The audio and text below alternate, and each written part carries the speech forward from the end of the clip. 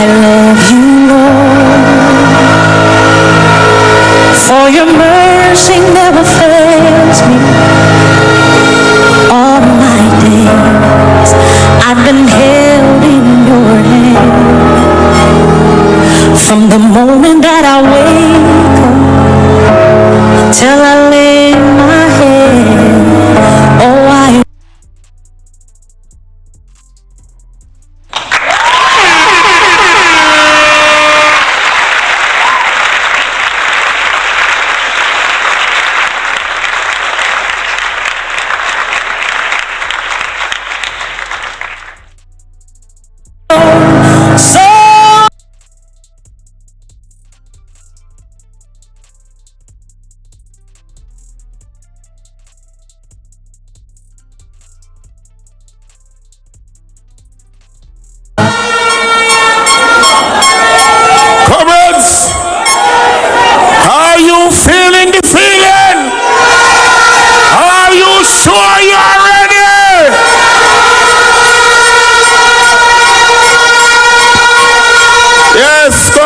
yes, we're ready.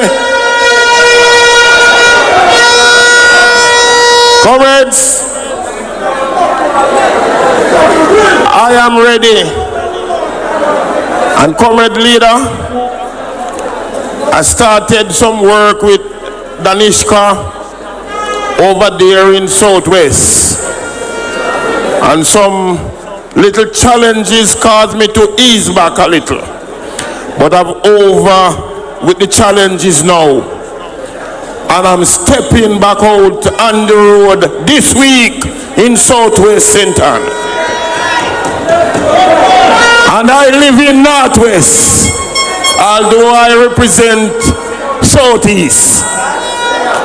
So anything that I have to do to make sure that I live in a PMP territory, I am going to be doing it.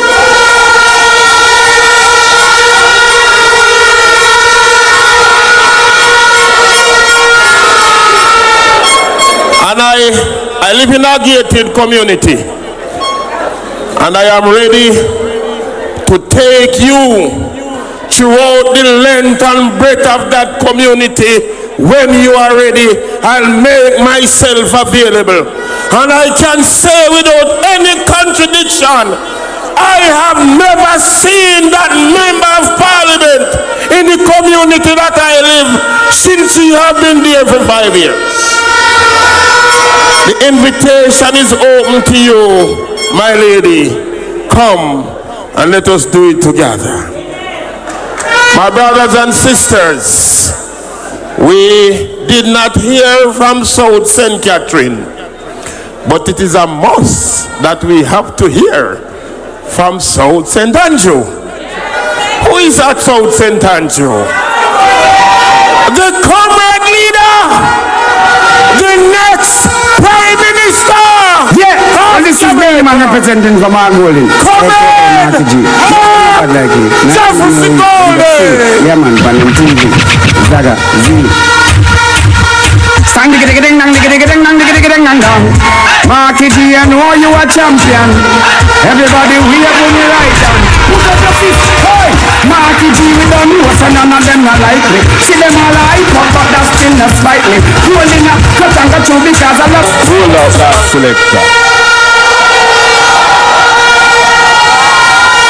Comrade chairman of the meeting, Comrade Ian Trumpet Bell, Comrade councillors, Comrade councillor caretakers, Comrade candidates, Comrade members of parliament. After acknowledge, of course, my senior colleagues, Comrade Fitz Jackson, MP for South St. Catherine, and Comrade Philip Paulwell, MP for East Kingston and Port Royal. And of course, I want to especially acknowledge your sweet, beautiful, bononunus candidate, MP in waiting, Comrade Senator Gabriela Morris, in whom I am well pleased. Comrades, I love to see what is happening in the People's National Party. And we see a good example of it here tonight. So we have experience at the table, embodied in Comrade Fitz Jackson, Comrade Philip Palwell, and indeed myself. And then we have the generation that is emerging of brilliant, talented, committed young Jamaicans. And we see them stepping forward into the realm of representational politics to secure the future of Jamaica and ensure that this generation and generations to come will be well led under the banner of the People's National Party. We have Comrade Omar Newell running for Central St. Mary, Comrade Danishka Williams in Southwest St. Anne, Comrade Raymond Price in East Central St. Catherine, and of course Comrade Gabriela Morris right here in Northwest.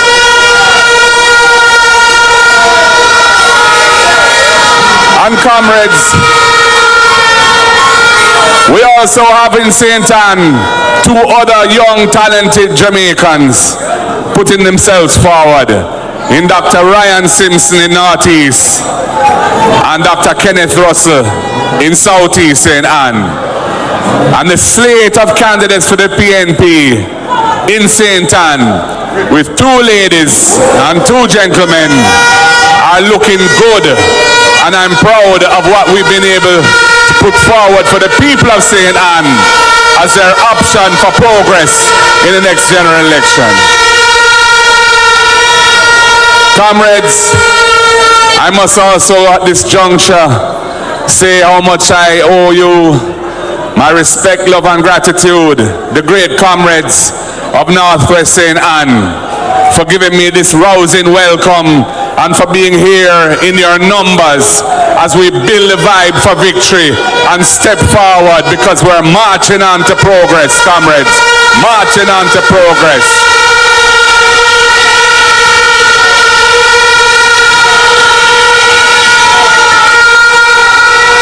Comrades and friends, the People's National Party at this time is united and strong.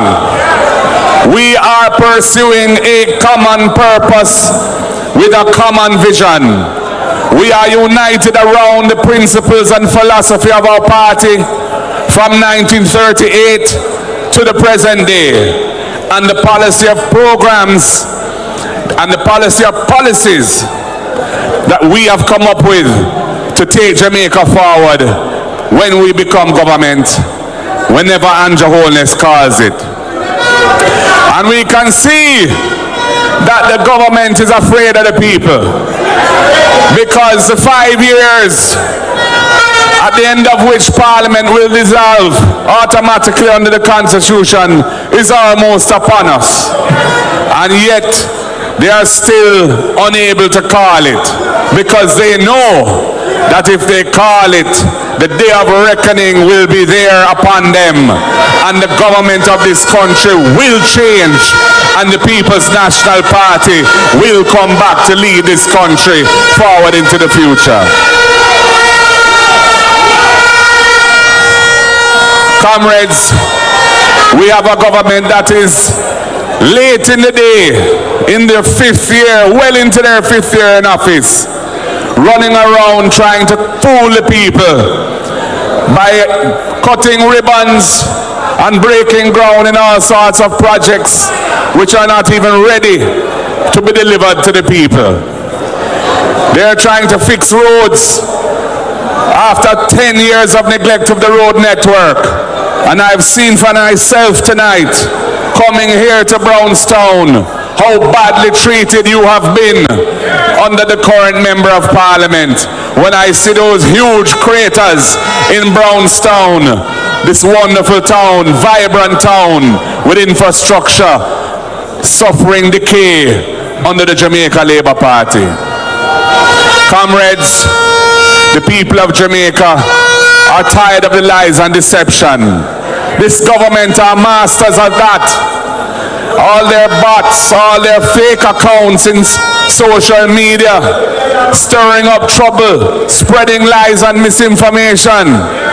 The people of Jamaica must be wise to it and know that what they have is nothing more to offer. They are a spent force.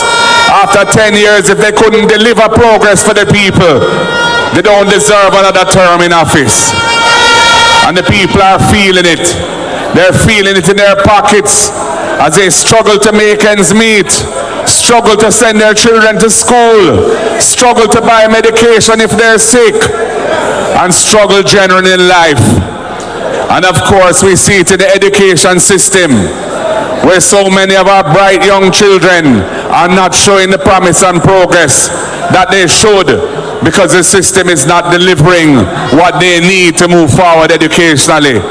We're seeing it in the healthcare system, where if you get sick and you have to go to a public health facility, you're going to face indignities. You're going to face a level of care that is not in keeping with modern Jamaica. Even in St. Anne's Bay Hospital there, you know the fear and trepidation that is felt when you hear you might have to go in there and face what they have on offer there right now. And comrades, the economy under the Jamaica Labour Party is stagnant. They have been unable to develop the country. They have been unable to deliver economic growth at anything under those mager, anemic levels. And the Prime Minister himself must bear the fullest responsibility for that, because he has set up the government in a way where half of the government falls under his control, under so-called Ministry of Economic Growth and Job Creation. And we have seen where the economy is not growing because he has not the understanding of what it takes to change and restructure this economy and move it forward so that it can deliver wealth and opportunities for the people of the country. And most of all, our country is mired in a growing sense that this system is rotten to the core, and those who call the shots cannot be trusted because they're only in it to enrich themselves and their friends and to take the resources that should be for the upliftment of the people. The farmers who need fertilizer given by the Kingdom of Morocco, only to be told that they have to buy the fertilizer, and so many other scandalous issues.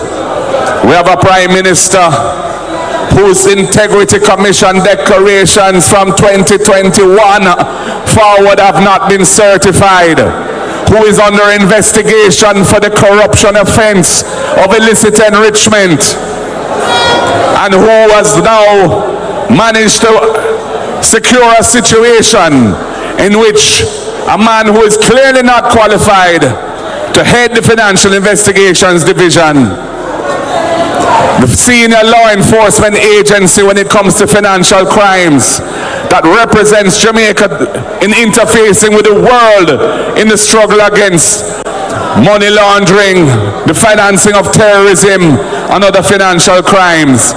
A man who has no law enforcement experience. A man who has never been involved in any kind of law enforcement agency.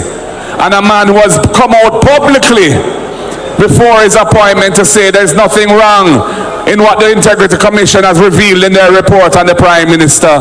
And that is a man who is now going to run the Financial Investigations Division, which is in charge of completing the investigation of the Prime Minister himself.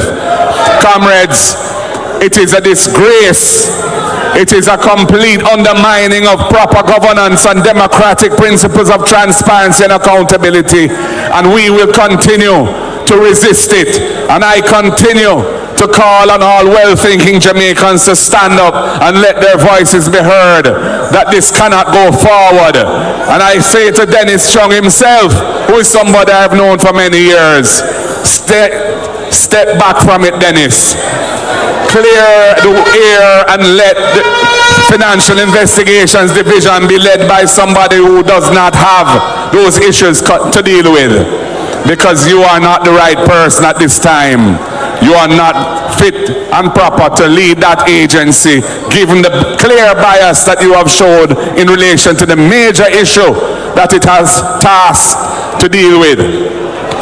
And also the fact that your qualifications are not suitable to hold that position.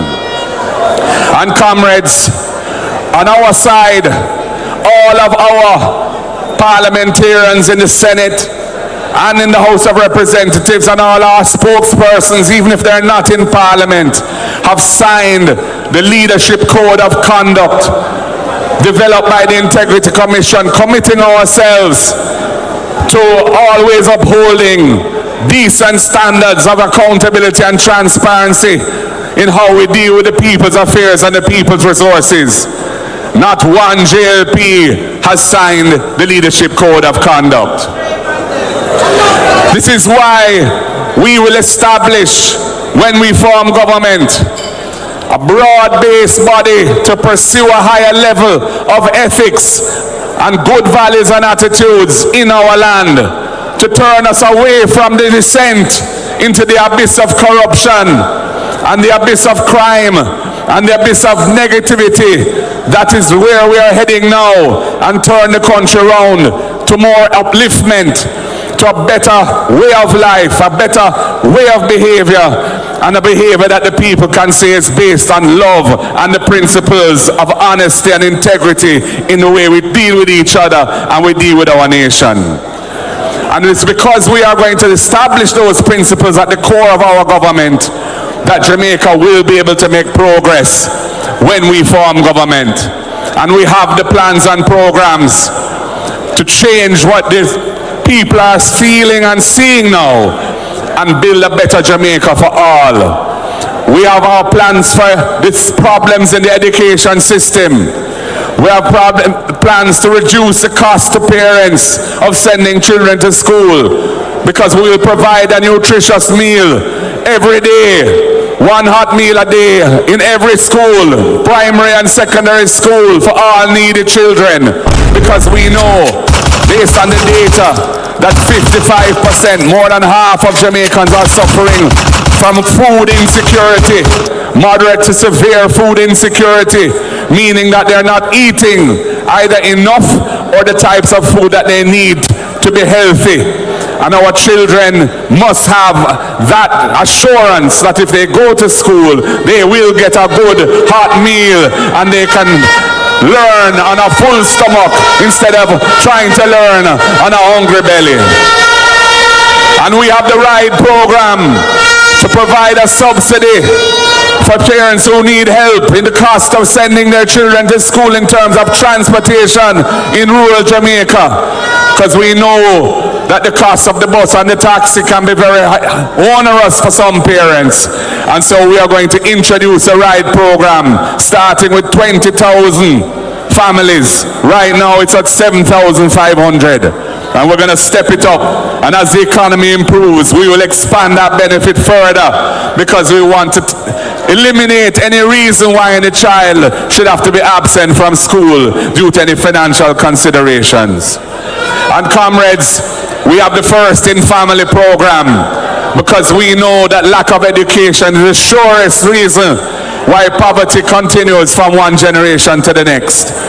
So if you are the first person in your family to get qualified and accepted at a university or college under the PNP government, you will get a full scholarship and you will be able to attend without the pressures of finance on your head. And we know that you will be able to uplift your siblings and the rest of your family when you have the benefit of that scholarship that the PNP will deliver to the First in Family.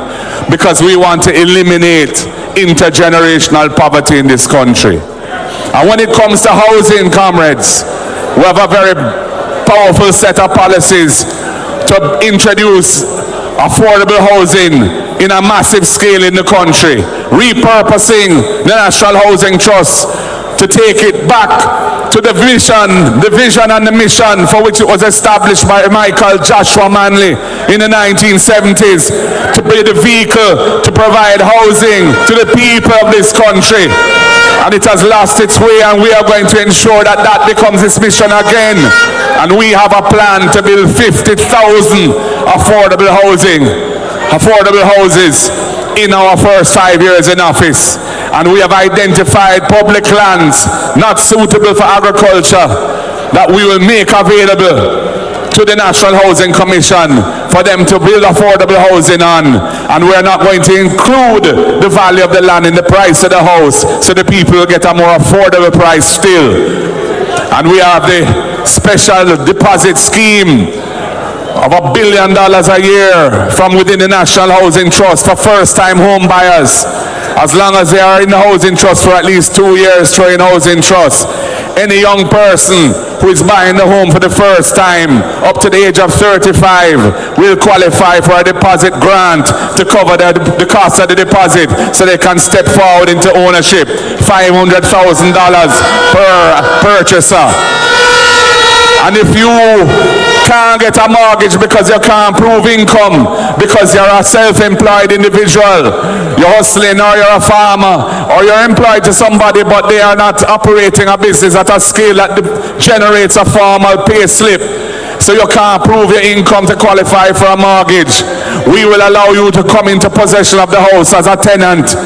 And after the first 6 months or so, as long as you've been making your monthly payments, we will treat that as sufficient proof of income to qualify you for the mortgage, and you'll be able to borrow that loan and become an owner instead of a tenant.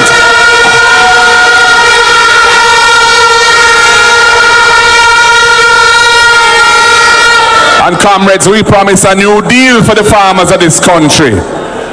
Dr. Dayton Campbell will be a wonderful Minister of Agriculture, Fisheries and Rural Development. We will establish the Agricultural Development Fund, allocating a portion of the taxes on imported foods to provide support for our local farmers to drive production, providing them with financing through the People's Cooperative Banks, providing them with other inputs, farm road maintenance, storage facilities, and so on, because Jamaica must establish agriculture as a powerful part of our economy, because we are so blessed with some of the best crops in the world, yet we are seeing our farmers struggling under this government. So comrades, when we talk about the tourism industry, we see its importance, of course, and we want to encourage stronger linkages with the local economy, because although we hear the big numbers of how much sales and income is being earned by the hotel sector, the retention in the local economy is a small fraction of that, and we have to grow it so that our people can benefit from tourism. And of course, when it comes to the beach issue, we have been advocating for the Jamaican people to have access to the beautiful beaches of this country. And I said all of a sudden the government start talking about it because we start pressure the issue. But we know what is required, and we intend to deliver for the people, whether by legislation or whatever means necessary within the law, because we see the importance of ensuring that every parish should have beaches, that our proper nice beaches that our people have access to. So comrades, these are some of the things that we are committed to, and we have more ideas too, but until Andrew call it, him now go hear it, because we know how them stay and them all rip off our thing and call it their own, and we're not into that. But you can listen out, because the PNP has a mandate. We are seeking a mandate from the people, and we want to do so on the basis not only of the failures and inadequacies and other failings of this government, but because of the promise that we are bringing to the people, our powerful set of policies and programs that will uplift Jamaica and take Jamaica forward in a real way, dealing with the very real issues facing the people. And I'm not going to go through all of it, because we have a lot to say on every single portfolio, healthcare included, but every portfolio. But there will be time for that as we move forward. But comrades, in order for us to be able to deliver on the change that the people of Jamaica need, it requires all of you to put your shoulders to the wheel, to resolve any little issues that may exist among us, because we have to see the higher cause that we're all pursuing, and that higher cause is to ensure that Northwest St. Anne is returned to the fold of the People's National Party after the next election, and that comrade Senator Gabriela Morris is beside me walking up Duke Street to be part of the government of Jamaica led by Marky G. And comrades, you are the ones who are relying on to make that happen. And I ask you, are you ready to make it happen? Are you ready for Gabby? Are you ready for Marky G? Comrades, you look like you're ready. Comrades, you sound like you're ready. Comrades, you feel like you're ready. The word is love.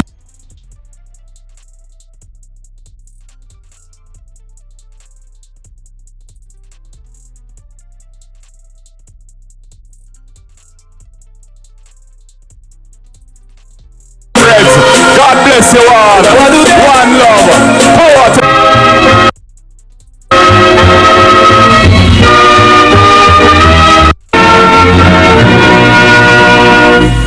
the trumpet has sounded, my countrymen all, so awake from your slumber, and I